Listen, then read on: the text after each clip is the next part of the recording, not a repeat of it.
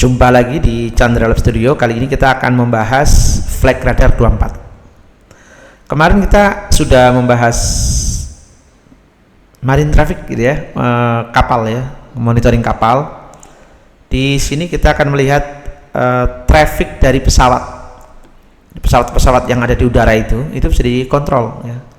Ada 4 fungsi, ada 4 hal yang bisa kita gunakan dari website Flight Radar ini. Yang pertama, pergerakan pesawat.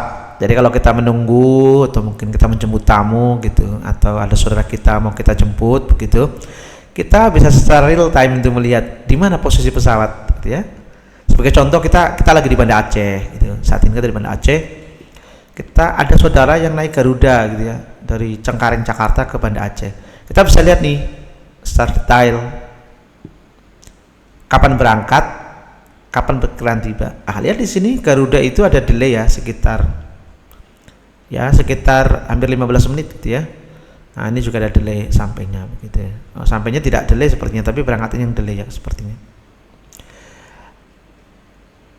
Ini contohnya. Ini kan tuh. Ini seluruh pesawat publik bisa dimonitor ya. Ini hanya contoh saja. Jadi kita bisa perkiraan, misalnya kita menjemput mau ke bandara di Banda Aceh. Oh iya, pesawat kira-kira 2:30 baru turun gitu. Saat ini baru di atas Medan misalkan, baru di atas Sumatera Utara gitu.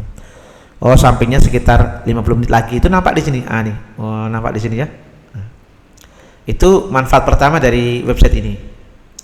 Yang kedua, kita bisa melihat keramaian traffic bandara. Kita lihat di sini Singapura. Singapura kan luar biasa nih. Luar biasa. Sangat ramai ya, sangat ramai. Lihat, bandaranya kecil, negaranya kecil, tapi pesawat yang mau turun banyak, yang mau pergi banyak, begitu ya.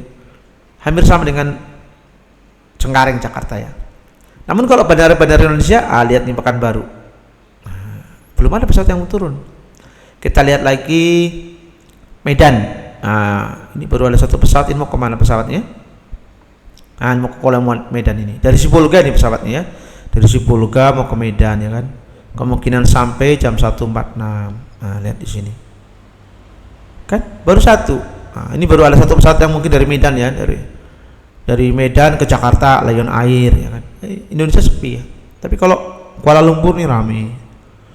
Ini Singapura sangat ramai gitu ya. Jadi kita bisa melihat keramaian dari bandara gitu.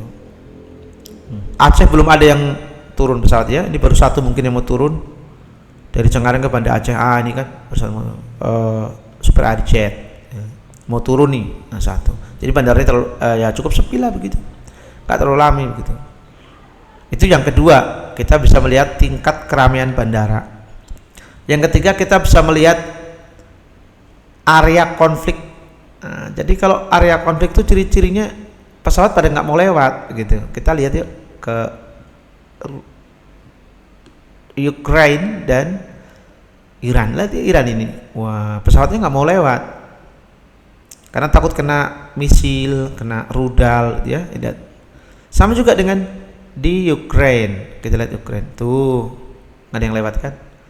Jadi dengan Flight Radar saja kita bisa tahu kalau pesawat itu tidak mau lewat suatu daerah, kemungkinan daerah itu tidak aman ya, sedang ada konflik, perang begitu ya.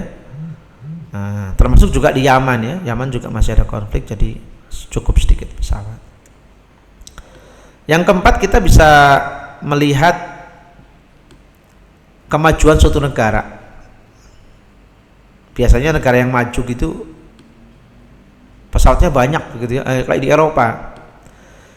Atas Eropa itu semuanya pesawat, ramai sekali.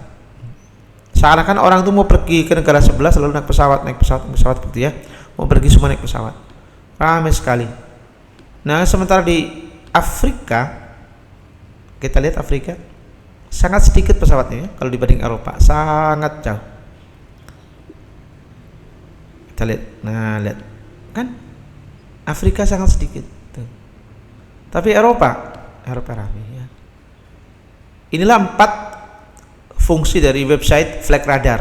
Yang pertama, melakukan tracking pesawat, sangat bermanfaat bagi kita yang sedang menunggu tamu datang atau saudara datang gitu. pesawatnya dilihat atau tidak gitu. Yang kedua, melihat ramainya bandara. Yang ketiga, melihat area konflik. Tuh area konfliknya ya, di Iran nggak ada yang pesawat lewat. Yang keempat, kita bisa tahu tingkat kemajuan suatu negara hanya dari peta ini. Tingkat kemajuan, biasanya negara yang maju ekonominya bergerak gitu ya, bisnis berjalan gitu ya.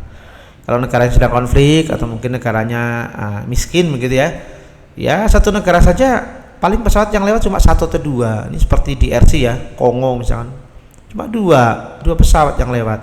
Namibia ini negara di Afrika itu cuma 2, dalam satu negara cuma 2 pesawat yang lewat di atas. Nah bonusnya biasanya tambahan fitur dari flight radar ini cocok buat wartawan atau bagian monitoring kecelakaan gitu ya. Kalau ada kecelakaan pesawat biasanya yang pertama dicari tuh flight radar. Ini sering muncul di TV ya. Terjadi kecelakaan pesawat di negara mana, daerah mana begitu. Biasanya akan ada titik terakhir pesawat termonitor misalnya. Jadi pesawat itu nanti akan berhenti di titik tertentu di atas awan begitu. Sampai titik tertentu terus nggak bergerak lagi. Kemungkinan dia jatuhnya di sekitar situ. Tapi bukan untuk kita.